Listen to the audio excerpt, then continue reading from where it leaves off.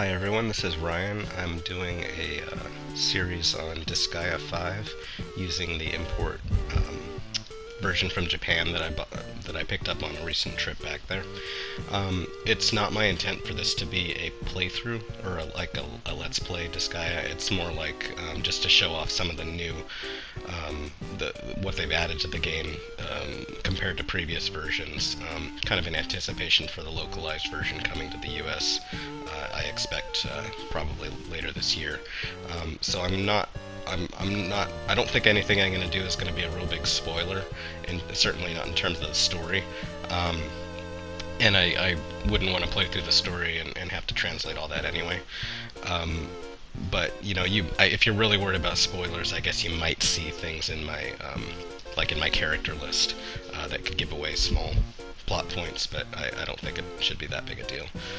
So at any rate, to start, I wanted to just show some of the stuff in the main base, just how it's laid out and what various stations there are. A lot of these are unlocked from having played through the game a bit. I haven't actually finished the story arc yet, but I think most things have been unlocked.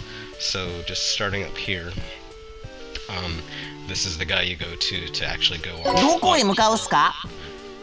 on missions. So this is where you choose which stage you're going to play, and that starts with, you know, Chapter 1, Level 1. So I've unlocked quite a bit right now. This is the character world, which is a really interesting new change that they've added to Disgaea 5, and actually that's the first aspect that I'm going to go into in depth in a separate video. But it's entirely new and redesigned and really interesting. This is the editing station, where you can actually affect the layout of your main base and where things are and buy furniture and do all that sort of thing. I haven't really delved into it yet. I'll take a look at that later. This is the item world, which anyone who's really gotten into Disgaea before will find familiar. DLC. This is kind of I think they're just calling attention to the DLC and making it clear how to activate things, but she's not actually used a whole lot except for when you actually buy something. This is the hospital where you can get everyone healed up. This is the quest shop. This is also a new part of the Disgaea design, where for one thing, this is how you unlock new creature types for recruitment through actually fulfilling quests. And it also is a clever way of drawing your attention to, say, replaying a certain level or collecting certain items, because they may show you not secrets, but you know, good spots for grinding and stuff like that. So I'll go into that later as well. Here's where you buy weapons and armor. Here's where you buy items. This is the skill shop, where you power up your character's skills using mana, as well as learning new abilities. I think abilities is how they usually translate it in English. In Japanese, it kind of comes out as mobilities. But you know, the special things that your characters can do. And they've kind of got a new system around that, where you have a lot more mobilities that you can actually use, and you have to slot them into a limited number of spaces, so I'll show that later.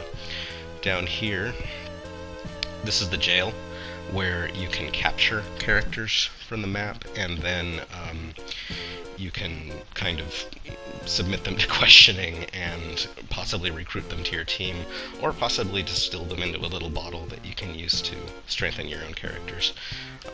This is the record-keeping station, where you can look at, you know, what percentage of things you've unlocked and all those stats. This here is where you can replay CG sequences and conversations, dialogue, stuff like that. This is the scout shop, where you recruit new characters, and as I said, you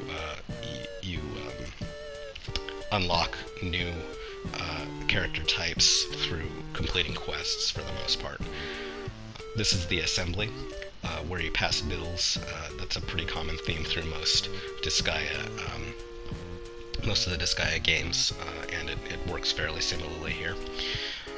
Okay, around this way.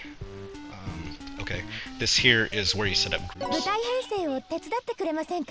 and I'll go through this later, but there's kind of a different take on this in every Disgaea game, it seems like, but this is just how you organize people into groups who are going to have some kind of shared effects. So for example, there's this one's the experience group, so everyone in the group gets part of the experience from whoever's leading the group. There's simple ones like that, and there's actually quite a few of these that get unlocked, and some of them are really silly and some of them are incredibly useful, so I'll get into those later. This is the Innocent. I've seen it translated as Innocent Farm, but it's actually broken out from the item world, and this is where you manage innocents in the items and can actually grow and develop them, and they'll multiply and stuff like that. I haven't gotten too far into that yet. That's really kind of a post-game thing, but I'll take a close look at that later. This is interesting. This is a new thing where you can actually send parts of your team out on missions, so you can go and explore other areas using teams that you put together from your main team, and it all happens while you're doing other stuff, and they'll like come back with new discoveries and new items, and I think they might level up a bit, I'm not sure, but it's a good thing.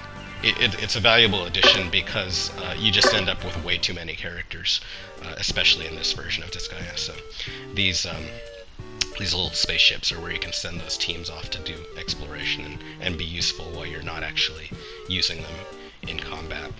Here's the cheat shop, which most Disgaea players should recognize. So this is where you set the percentages of where things are going to go, experience versus mana versus money versus weapon mastery versus powering up your special abilities. Also setting the difficulty so that you can power level more easily, etc., or balance things if you've got overpowered characters. So I'll look at that in more detail later. This is entirely new. It's the curry shop. Where you eat curry, and each of them will have an effect that lasts a whole day, usually some kind of a buff, and there's also a whole interface for making your own curry using your own ingredients, and you can like throw weapons and stuff in there, and apparently come up with interesting recipes that'll give you big buffs, but I haven't delved into that yet. Is that it? Yeah, I think that is everyone. Okay, so that was just a little walkthrough of the stuff that is in the main base in Disgaea 5, and I'll do individual videos on most of how those things work, with a focus on the new stuff. So thanks for watching, and we'll probably go do the character world first.